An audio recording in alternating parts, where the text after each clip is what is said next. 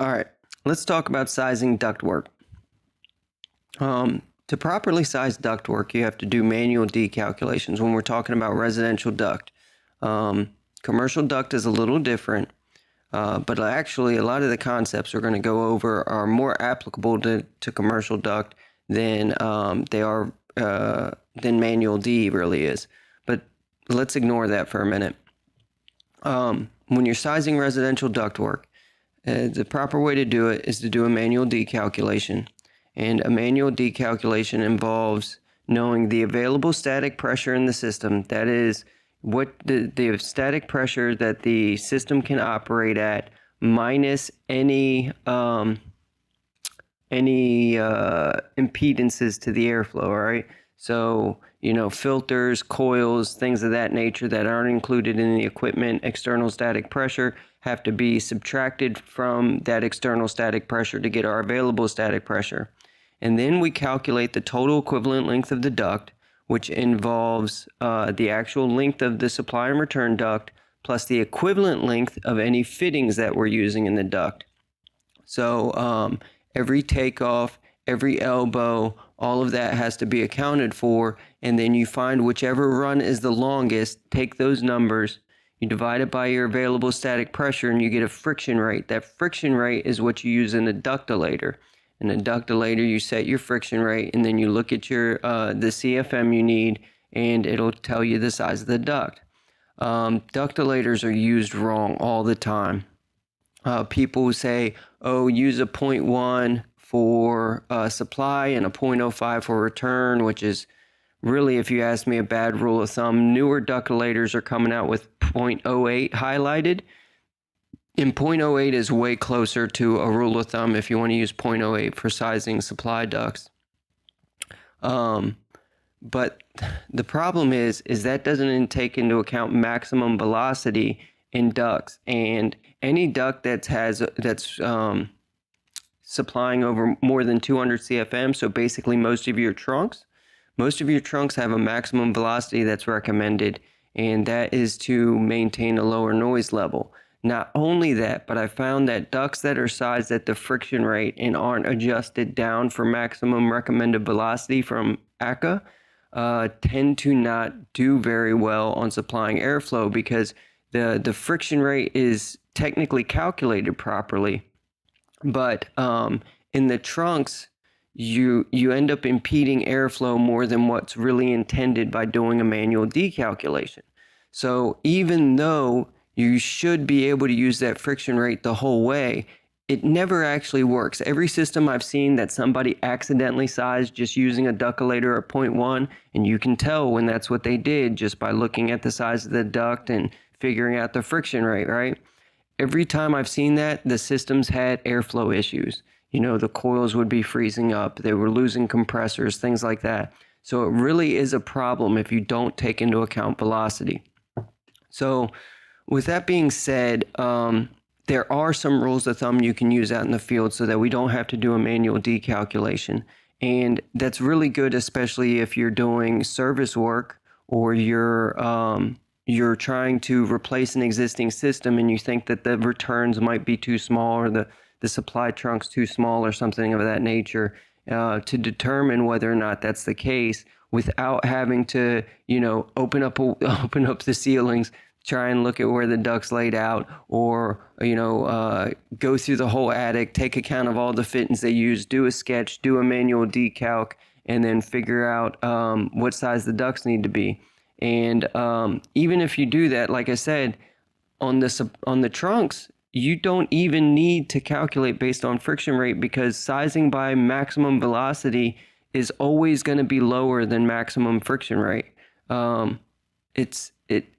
Every size I've done on a house, I've designed multiple houses, and every time I've done duct sizing on a house, I find that the friction rate is always lower than a 0.08 or a 0.06 when you size by max velocity.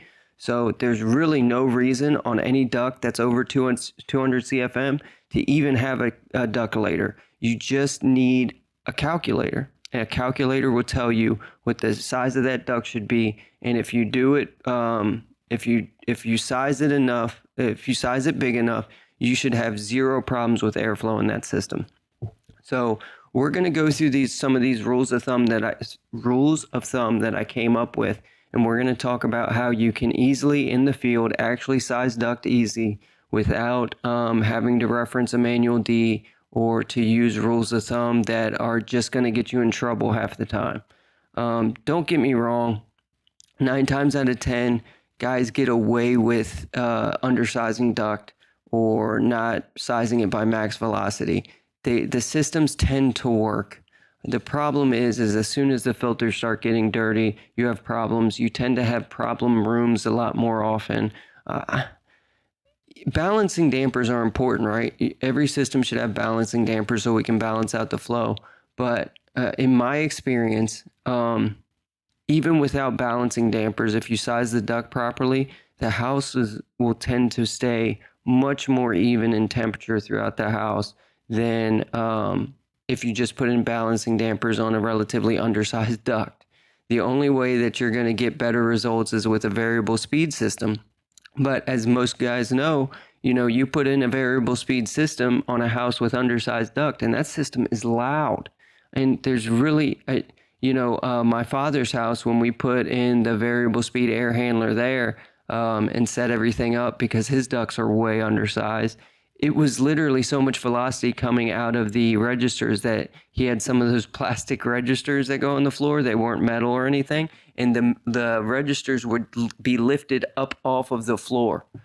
It's absolutely insane how undersized some of these ducts are. So anyway, I think after this, you'll find that sizing duct can be relatively easy. It's going to be bigger than what you're used to seeing out in the field because that is... most of the ducts out there are undersized. Like it or not, that's just the truth.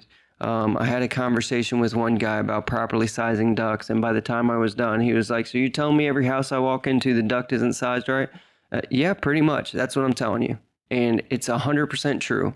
If you don't believe me, go through Manual D, learn how to properly size duct, go to 10 different houses, and tell me how many of them are properly sized. I can usually tell if the ducts are properly sized just by the fittings that people use in the house, okay?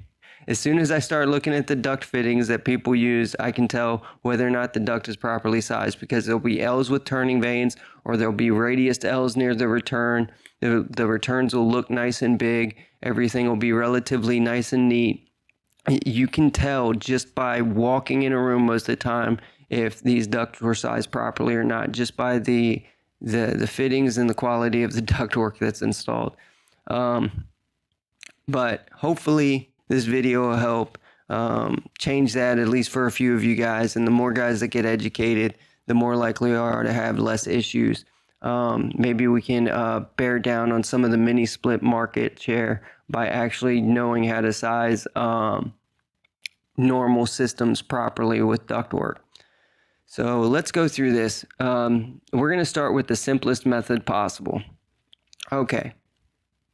The simplest method possible of sizing duct is just by taking the CFM and dividing it by a number depending on what the duct you're doing. And this is trunk ducts, okay? When we're talking about trunk ducts and filters, we can size them very, very simply if you want to take the shortcut. Now, this is going to give you slightly bigger ducts than necessary, but it's only slightly. So a couple of these numbers are rounded up. The one for supply ducts and return ducts are rounded up, and they're rounded up just to make them easy numbers to remember. I don't see a reason to make it divide by, on the supply ducts, I think it's supposed to actually be like 4.86 or something crazy like that. Why are we going to remember a number that's that exact when we can just use 5 and be good 90, well, all the time basically, we're just slightly oversized. So the inspiration for these methods was actually this. The minimum size of a filter is 1 square inch per 2 CFM. So you divide the CFM by 2 for the area of the duct needed. And this is a very common rule of thumb in our industry. And it surprised me that we don't apply this in other ways, because this is a very simple method of figuring out what the size of your filter should be. And filters are a very important component to size, basically as large as possible. The bigger, the thicker the filter, the better, period. 100% of the time. No ifs, ands, or buts. If you want to stick a 40 by 40 filter on a 1-ton system, go for it. Nobody's going to do that because it's ridiculous, okay? But if you did it, you would have very good, nice, low velocity through the filter, and you would catch more dirt than any other installation, and the filter would last a year or two in the system because there's plenty of surface area to catch that dirt, so it's going to take a lot longer to clog up. But this is our minimum, okay? So the example I give here is a 2-ton system. Remember, we figure 400 CFM per ton. Now, depending on where you live, this may not be the best assumption, right? In areas with very low humidity, when you don't really need to deal with large latent loads, you may want to go to 450 CFM per ton. I've seen sizings come out to almost 500 CFM per ton, to be honest. When you get below 350 CFM per ton, you start to have problems. But over 450 CFM per ton is not that big of a deal as long as you don't need to remove humidity. So this is just the 400 CFM per ton is obviously another rule of thumb. In my area in Virginia, around Northern Virginia, 350 CFM per ton is generally better.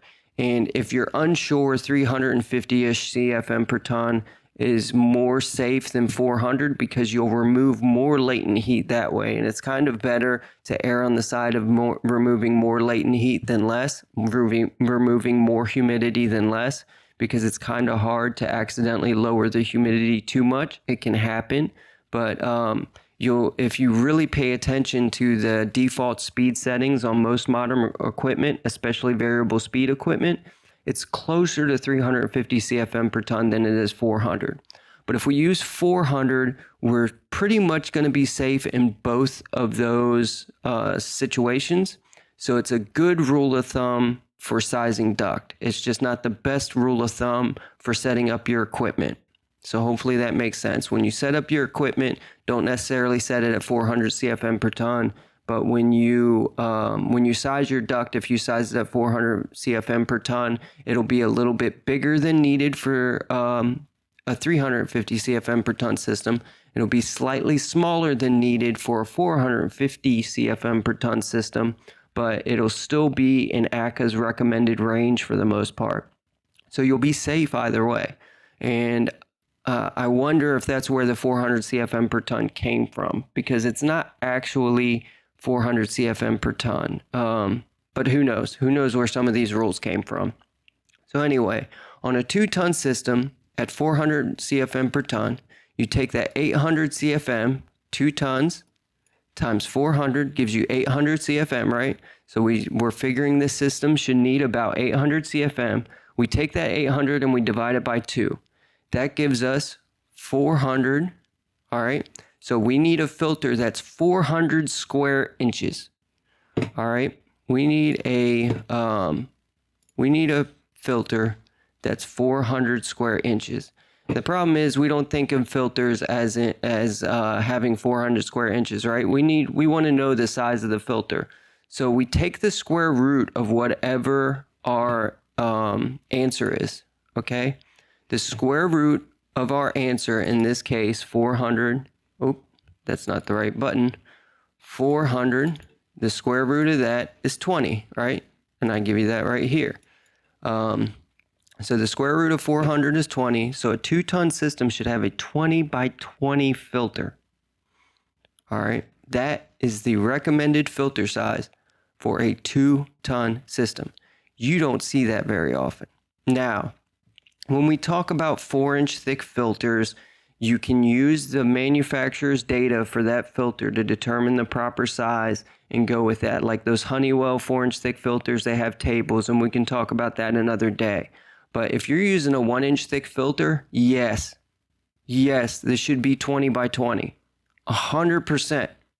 So the next time you go in and you look at a 2-ton system, that filter's smaller than that, it is 100% undersized. And that'll be most of your filters, okay? Which is why I'm a big proponent of switching out to 4-inch thick filters. And a lot of guys are getting there these days too. That's why we do it. We do it because so many filters are undersized. All right. So with filters out of the way, this is a common rule that everybody should be using. Let's talk about how we can apply this same mathematical principle. All right, let's talk about how we can apply the same mathematical principle to trunks. All right, so I did the math. I figured it out based on the maximum velocity of the duct. What is a rule of thumb we could do to do this the same way? So when we're talking about a supply duct, the minimum size of the duct should be 1 square inch per 5 CFM. So obviously a lot smaller than the filter, right? We can do 3 more CFM per square inch in a supply duct than in a filter. So same thing, if we have a 2-ton system, that's 400 CFM per ton. 2 times 400 is 800 CFM. Divided by 5 is 160. We take the square root of 160, okay? So we'd go 160. What's the square root of that? Obviously, this is way easier with a calculator that has a square root function, but that's most of them, right? We get 12.64. So that's a 13 by 13 or a 14 by 12 duct. So a 13 by 13 wouldn't be 160 square inches, right? We can just do the math real quick. A 13 by 13 is us rounding up. Let me hit the wrong button here. 13 times 13 would give us 169. So we'd be 9 square inches over. Big deal, right? A 14 by 12 is 168. So as long as, no matter what the size our duct is, we get over 160, that duct is properly sized for a 2-ton system. All right? We'll talk about aspect ratio another day. Suffice to say, the other way of doing this would be, okay, say you've only got 8 inches. All right, well, you got 8 inches of vertical height that you can work with, and you need to know how wide that duct needs to be. So you got 160, and you can only make it 8 inches tall. Or then it's even easier because you don't even need to do the square root, right? You can say, okay, I've only got 8 inches for the duct, so 160 divided by 8, right, will give me the width of the duct. So it would be a 20 by 8 duct for a 2-ton system. And that makes it way simpler. If, again, maybe aspect ratio should be another conversation, but basically you shouldn't have one side of the duct be more than 1/4 of the width of the duct. So you wouldn't want to do this.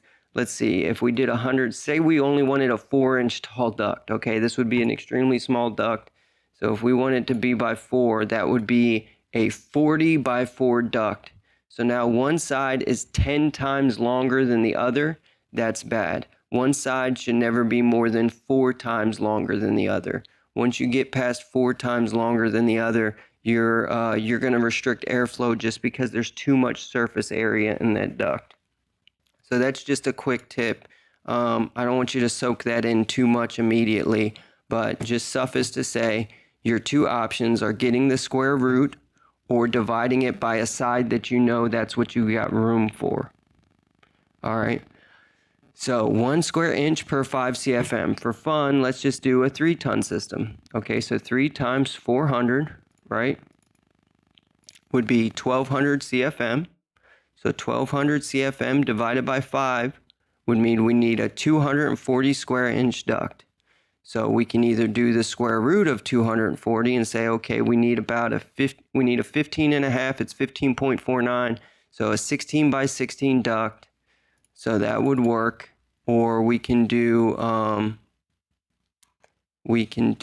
actually, let me do this math again. 1,200 divided by 5. We needed a 240 square inch duct. Say we only had 12 inches of headroom. That's a pretty common constraint, right? You only got about 12 inches high to work with or something. So 240 by 12 would be a 20 by 12 duct, and you'd be safe there. All right. So that's supply ducts. Let's talk return ducts. Return ducts have to be bigger than supply ducts. Why? Because return ducts, we typically have less room to work. We have less return ducts overall, and so less total footage of duct. And returns tend to be louder, so the maximum recommended velocity for return ducts is lower. We'll talk about recommended velocity shortly, but just suffice to say, your supply ducts will be smaller than your return ducts, will be smaller than your filters. All right, so the minimum size of return duct is 1 square inch per 3.5 CFM. So for our 2-ton system, 400 CFM per ton, 800 CFM divided by 3.5 gets us 228.54. All right, so just call it 229. The square root of 229 is 15.13, so a 16 by 16 or 16 by 14 duct. 16 by 14 is 240. Let me check my math. I've got a typo in this. I'll have to fix that. So 16 times 14 would be 224. So no, it should be 16 by 15. 16 by 15 would be right. 16 by 14 would probably still work. You would only be 5 square inches short, but technically it's not big enough. But if you actually did the math, any of these would probably be close enough. It would work. So there's that. Again, we can do a 3-ton example. 3-ton would be 1200 CFM. 1200 divided by 3.5 would give us 342.8. So we'll just call it 343. The square root of 343 would give us an 18.5 by 18.5 duct. So 19 by 18 would probably be good. You'd probably go 20 by 18, or if you were short on space, you might just do 18 by 18. Or again, say you only had 12 inches of headroom. So 1200 divided by 3.5. Again, the 343. 343 divided by 12 inches of headroom would mean you need a 28 by 28 and a half. So 28 and a half by 12 duct. 30 by 12 would probably be the best practice, and then a 28 by 12 would probably be sufficient. So that's a really easy way to size your trunks. You can look at a system and say, okay, the way I've sized this system, or the way the system is sized, is not big enough because when I do these calculations, your duct's not that big. Now, let me let me go on a tangent here for a second, because like I said, 9 times out of 10, when these systems are undersized, they still work. If you find out, if you're looking at an existing system and you run these calculations and you say, well, it doesn't come out to this system won't work, that is a very, very bad assumption to make. Just because it's undersized does not mean it won't work. However, because it's undersized, you will find the system has more problems than it should and may have other issues. So you may have low superheat. You may have lower superheat than normal, especially if you don't have a TXV. The system may be more prone to freezing when there's dirty filters. If there's any dampers and any of the dampers are partially closed, then the system's definitely going to have issues, because now you're restricting airflow even more on a system that's already undersized. So you have very little ability to balance the system for problems in particular rooms, and so on and so forth. So because the ducts are undersized does not necessarily mean that you can pinpoint systemic problems in it, but it's easier to cause systemic problems in a system that's undersized than it otherwise should be, okay? I've seen people make the mistake before of saying there's no way we're getting enough airflow through this system because the ducts are undersized. That's not necessarily true, especially if everything's nice and clean, the filters are clean and all that. You may get sufficient airflow through a system that's undersized, but you're more likely to have problems than if it's not, especially the filters, especially if the filter's undersized.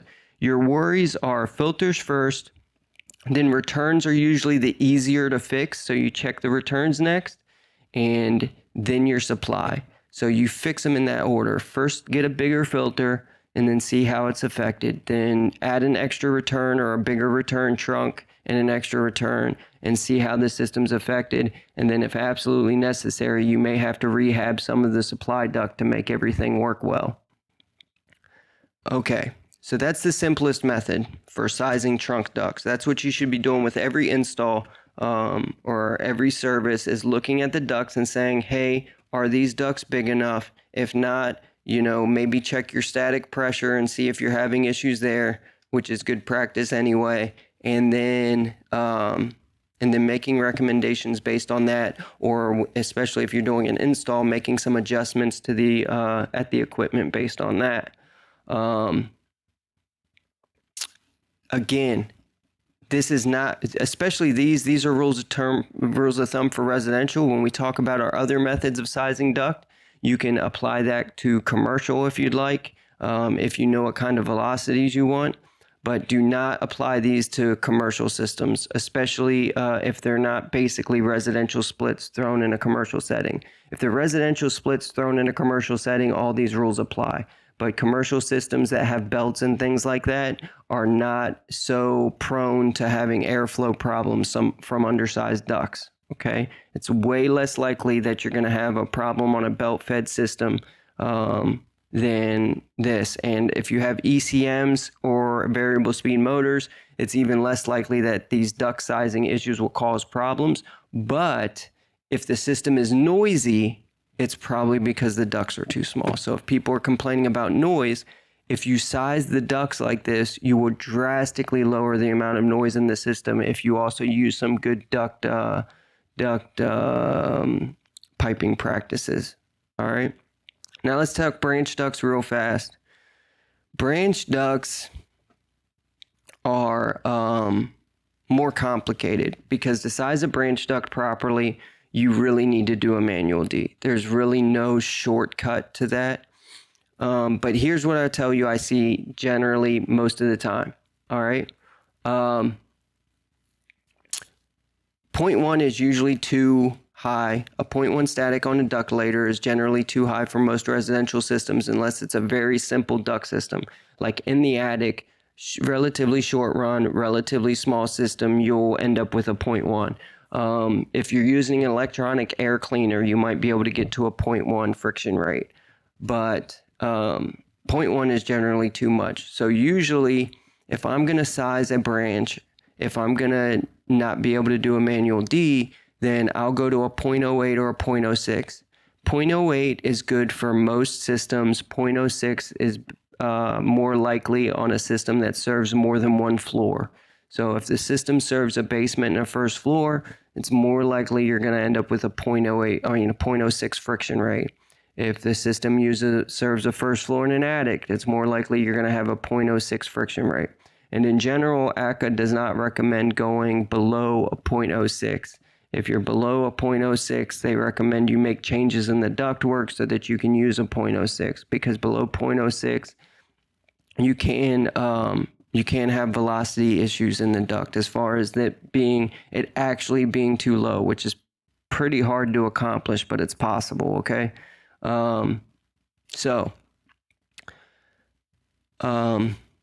When it comes to this, we just use I just used a rule of thumb, I think, of a 0.06. I'd have to go back and look, but these are numbers that I came up with that generally seem to map out to what I end up doing on installs, okay? So when I do actual manual D duct designs, these are the numbers that I end up using most of the time when doing my branch ducts. So if you need 30 CFM through a diffuser, you go 4-inch round. This is the absolute smallest you should go. You should never put a diffuser if you need less than 30 CFM anyway. So 4-inch round, basically any bathroom should be almost, no, I shouldn't say that. Any bathroom on the interior of a house, like a powder room or something like that, most of the time you don't even want a diffuser. But if you do, it should probably be 4-inch round. Okay. Now, if you have bathrooms with windows, it's more likely that, or if it's a large master bath, it's more likely you may need a 5 or a 6.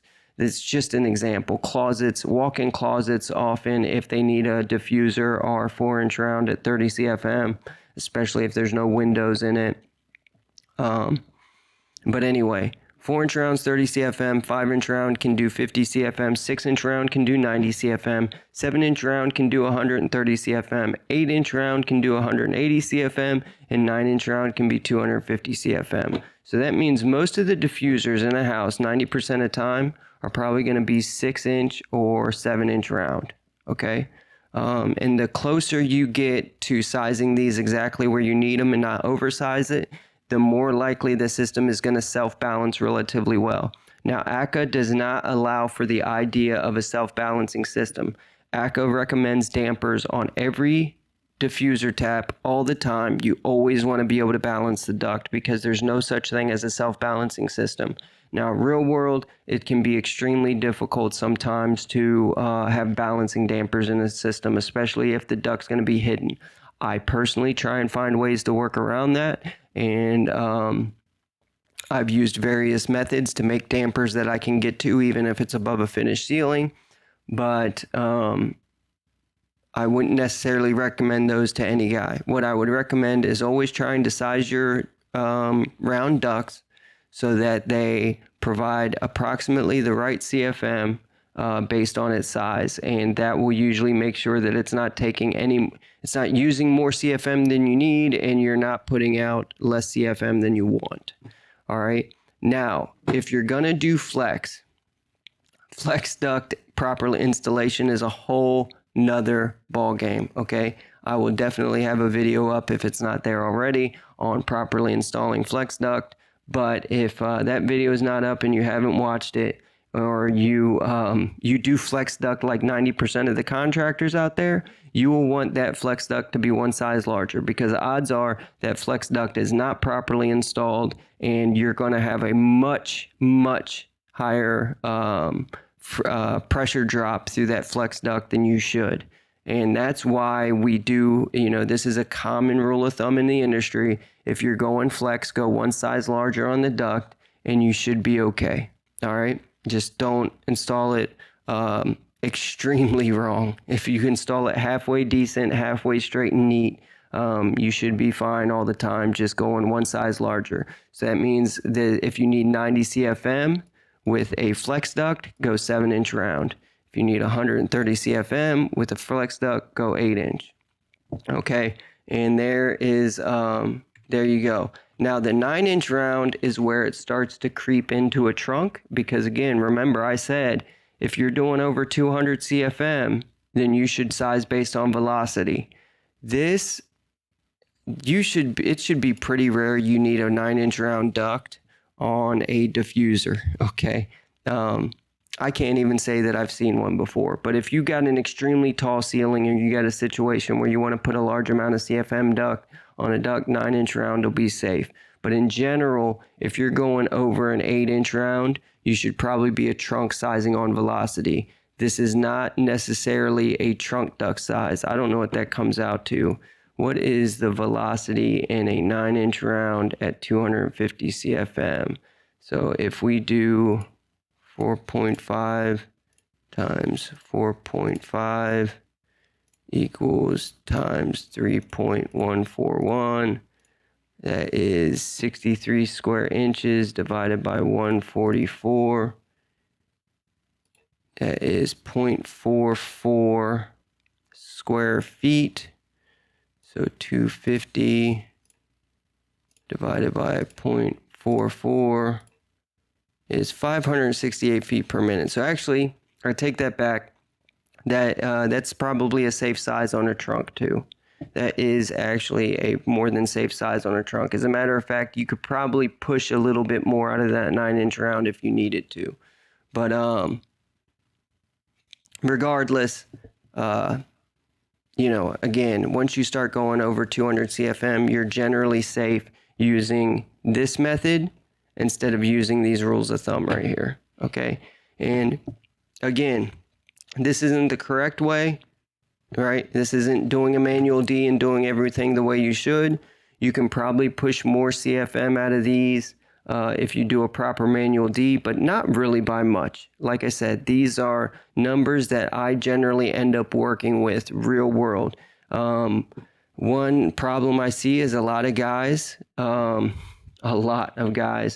do 6-inch duct for every single supply, no matter what. Every supply is a 6-inch duct, and that is extremely precarious. Okay, you will end up, especially in rooms with lots of windows, you will end up with not enough airflow through that 6-inch round duct a lot. So don't fall into that trap. Not every supply should be a 6-inch round. No.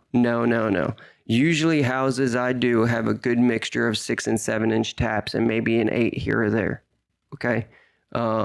It is not uncommon for me to want an 8, especially in a room with a high ceiling, because you want more velocity coming out of it due to manual T. And if you're not familiar with manual T, go back and watch my video on it. But, if you have a room with a high ceiling where you need a lot of throw, I'll move to an 8-inch round quite often. But most are safe at 6 and 7, except bathrooms and stuff, small rooms, which are 4 or 5.